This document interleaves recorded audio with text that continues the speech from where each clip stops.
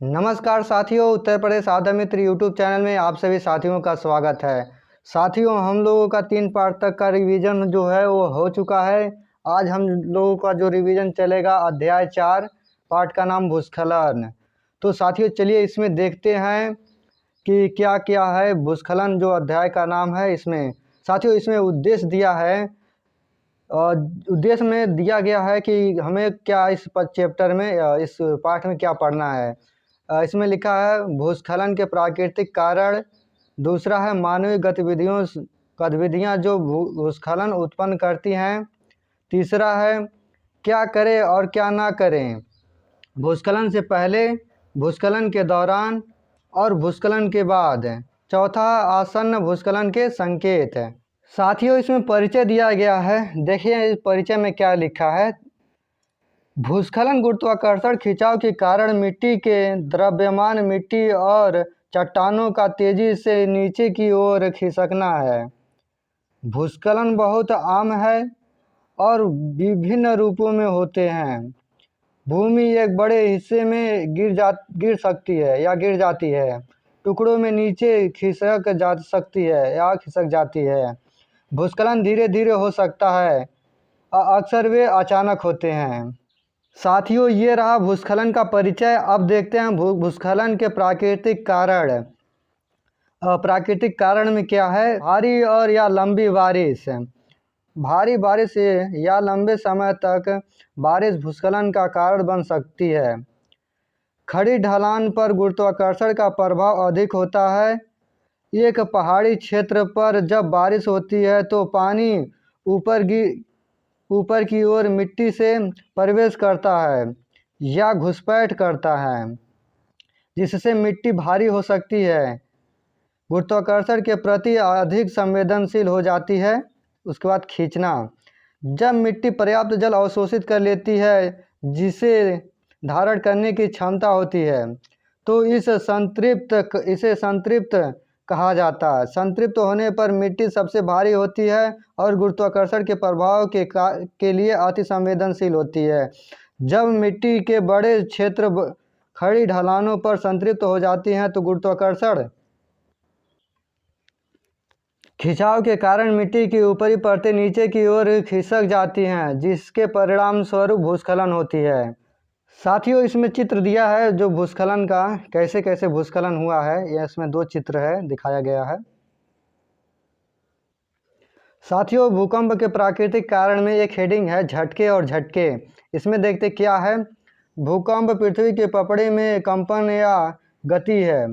वे घातक और अप्रत्याशित प्राकृतिक आपदाएं हैं और दुनिया भर में होने वाले भूस्खलन या चट्टानों के गिरने का प्रमुख कारण है। ढीली मिट्टी, चट्टानों और शिलाखंडों को आसानी से पहाड़ी क्षेत्रों से हटाया जा सकता है। जब जमीन का हिंसक कंपन होती है तो वे नीचे की ओर खिसक जाते हैं। भूकंप की तीव्रता अधिक होने पर भूस्खलन होने की संभावना अधिक होती है। साथियों इसमें दिया है एक और हेडिंग, भूस्खलन उत्पन्न करने वाली मानव गतिविधियां। जो मानव द्वारा जो भूस्खलन उत्पन्न होती है उसकी गतिविधियां क्या है। इसमें 3 हेडिंग दिया गया है। वनों की कटाई, उत्खनन, रॉक माइनिंग, खराब कृषि पद्धति या जैसे स्लैप एड वन कृषि, झूम खेती जिसे कहते हैं। वनों की कटाई भूमि से पेड़ों और अन्य प्रकार के वनस्पतियों को हटाना या काटना है। पेड़ों की मजबूत जड़ें पानी को सोखने के बाद भी मिट्टी को बनाए रखने में मदद करती है, जिसमें मिट्टी पर गुरुत्वाकर्षण के प्रभाव कम हो जाते हैं। जब इन पेड़ों को हटा दिया जाता है तो संतृप्त होने पर खुली हुई मिट्टी को गुरुत्वाकर्षण खिंचाव खिलाफ रक्षाहीन छोड़ दिया जाता है।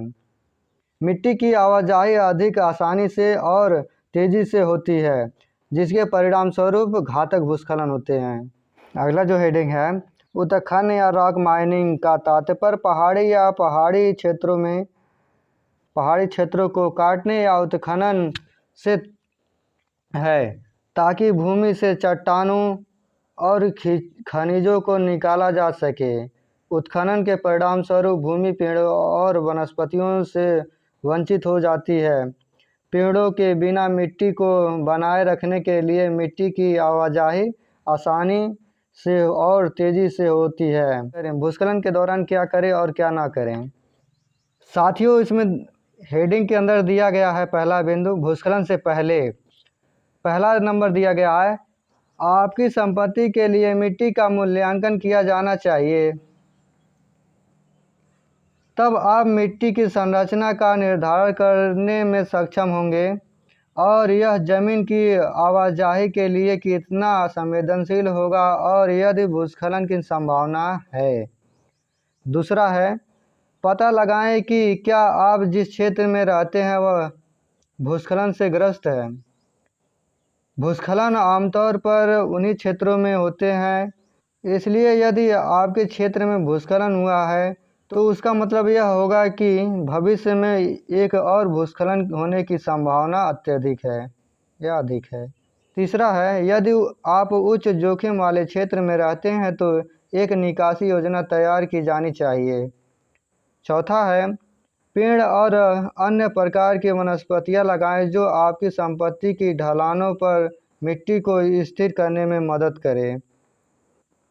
पांचवा है, अपने आसपास के उन परिवर्तनों की तलाश करें जो भूस्खलन की संभावना का संकेत दे सकते हैं, जैसे घर की दीवार, फर्श में दरारें आदि।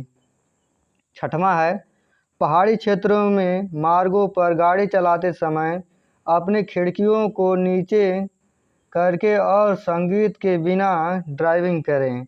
ऐसा इसलिए किया जाना चाहिए ताकि आपको कोई असामान्य आवाज़ें सुनाई दे सके, जैसे कि चट्टानों का गड़गड़ाहट या पेड़ों का टूटना, जो भूस्खलन की संभावना की चेतावनी संकेत हैं।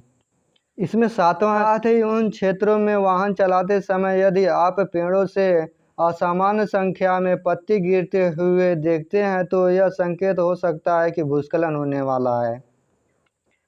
साथियों, भूस्खलन के दौरान इसमें 4 बिंदु दिया गया है, चलिए देख लेते हैं। पहला बिंदु है, अगर आप किसी इमारत के अंदर हैं तो वह अंदर ही रहें, अपना घर मत छोड़ो जब तक ऐसा करना सुरक्षित न हो। यदि बाहर हो तो भूस्खलन के रास्ते से दूर दिशा में नज़दीकी ऊंचे स्थान पर जाने का प्रयास करें।